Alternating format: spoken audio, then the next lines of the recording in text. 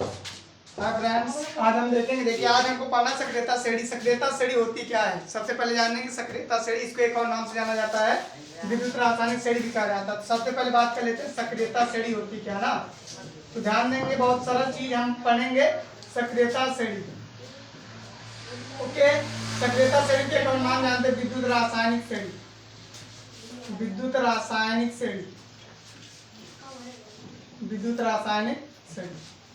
तो आपको इस बात सबसे पहले मैं जानने का प्रयास करेंगे, सक्रियता श्रेणी होती क्या है। बोल सकते इसको एक्टिविटी सीरीज। ठीक, सक्रियता श्रेणी होती क्या, ठीक है, एक्टिव सीरीज या एक्टिविटी सीरीज भी कहते हैं इसे। ध्यान देंगे, धातुओं को क्रियाशीलता के बढ़ते या घटते क्रम में रखना क्या कहलाता है? विद्युत रासायनिक श्रेणी या सक्रियता श्रेणी कहते हैं। मतलब कौन सा तत्व सबसे अधिक सक्रिय और कौन सा तत्व सबसे कम सक्रिय है, जानने का प्रयास करते हैं। कौन सा तत्व ऐसा है जो कि अन्य धातुओं से आसानी से क्रिया कर लेता है और कौन सा तत्व नहीं करता है। तो आपकी परिभाषा अगर कोई पूछेगा तो इतना ही बताना है कि धातुओं को क्रियाशीलता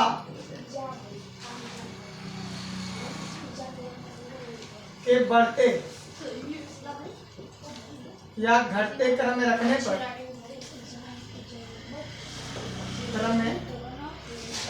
पर प्राप्त होने वाली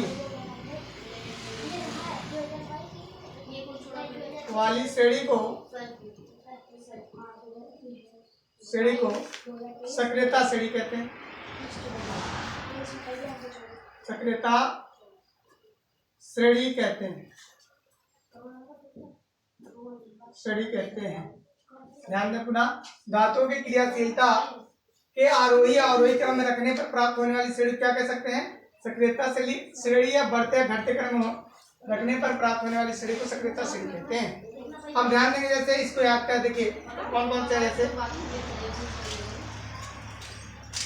लीफ, बसर, काना, मुगल, मंजन,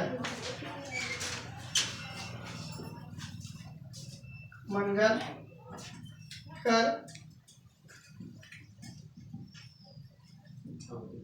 एक दो, निशान पर। इसके बाद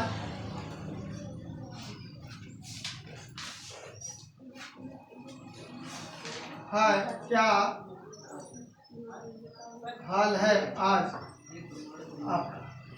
तो ध्यान देंगे, सबसे सक्रिय तत्व कोई पूछता है, अगर तत्व सक्रिय लिथियम होता है और सबसे कम सक्रिय क्या होता है आपका, जो होता है सोना। इसे याद कैसे करेंगे? इनको याद कर सकते हैं, ली के बसर काना लिख सकते हैं, ली के बसर काना, ठीक है, ली के बसर काना, मुगल,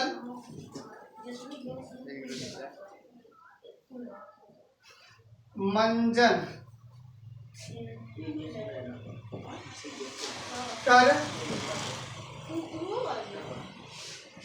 एक दो, निशान पर।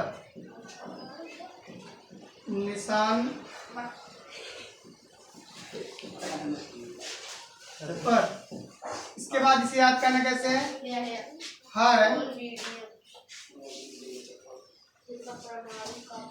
क्या हाल है आज आपका। पुनः देखेंगे, जैसे आपको ली के बसर काना, मुगल, मंजन का खेल दो निशान पर कैसे याद कर सकते हैं। देखिए, आपको विद्युत रासायनिक श्रेणी जो है, सबसे सक्रिय तत्व क्या हो सकता है? लिथियम। लेकिन सबसे सक्रिय धातु की अगर बात करेंगे तो पोटेशियम होती है। सबसे सक्रिय धातु है, सबसे सक्रिय धातु,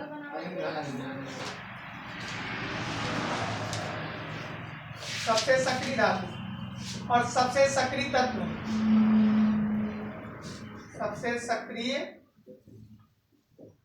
तत्व और सबसे कम सक्रिय तत्व आपका बोल सकते हैं गोल्ड होता है। सबसे कम सक्रिय तत्व, सक्रिय तत्व या धातु दोनों के लिए होता है ए। गोल्ड, गोल्ड होता है, क्या होता है, गोल्ड होता है। और ये आपके सिलेबस में बहुत ज्यादा इंपॉर्टेंट मायने रखता है, क्योंकि इससे आपको 4 नंबर के प्रश्न मिल सकते हैं। पहला प्रश्न पूछा जा सकता है कि कौन सी धातु अधिक क्रियाशील है या कौन से क्रिया संभव हो रही कि नहीं हो रही है। जैसे कि याद रखिएगा कि जो सक्रिय धातु होती हैं वह कम सक्रिय धातु को आसानी से क्या कर देती है, प्रतिस्थापित कर देती है, और लेकिन जो कम सक्रिय धातु है अधिक सक्रिय धातु को आसानी से प्रतिस्थापित नहीं कर सकती। जैसे यहाँ पर लिखा गया फेरस सल्फेट, फेरस सल्फेट की क्रिया कॉपर से कराएंगे तो होगा कि नहीं होगा, प्रश्न यहाँ से देखना पड़ेगा, क्योंकि यहाँ पर फेरस क्या है आपका विद्युत रासायनिक श्रेणी में ऊपर वाले तत्व है, अपोजिट भी होता है कि नीचे से ऊपर जाने पर क्या सक्रियता का घटता क्रम है, सक्रियता का घटता क्रम है, तो यहाँ पर ध्यान देंगे जो ऊपर तत्व में अधिक क्रियाशील है, जो नीचे तत्व में कम क्रियाशील है। तो यहाँ पर आप देख सकते हैं फेरस क्या है, कॉपर से अधिक क्रियाशील है, इसलिए आप कॉपर जो है फेरस को प्रतिस्थापित नहीं कर सकता, अर्थात इसे विस्थापित नहीं कर सकता, इसलिए यह क्रिया संभव नहीं हो सकती है। क्रिया संभव नहीं होगी, क्यों नहीं होगी आप, क्योंकि ऑलरेडी क्या है जो फेरस से अधिक क्रियाशील है कॉपर से। और इसी के विपरीत अगर यहाँ पर लिखा होता कॉपर सल्फेट, कॉपर सल्फेट क्रिया अगर आप फेरस से कराते थे आसानी से क्या कर देता, कॉपर को प्रतिस्थापित कर देता, और यहाँ बन जाते हैं Fe4 प्लस। यह क्रिया संभव हो पाई क्यों, ऑलरेडी यहाँ पर फेरस है वह कॉपर से क्या अधिक क्रियाशील धातु, और यह अधिक क्रियाशील होने के कारण कॉपर क्या कर देता, प्रतिस्थापित कर देता है। ठीक, नेक्स्ट में हम लोग इसके बारे में इसकी विशेषता जानेंगे। आज इतना ही था।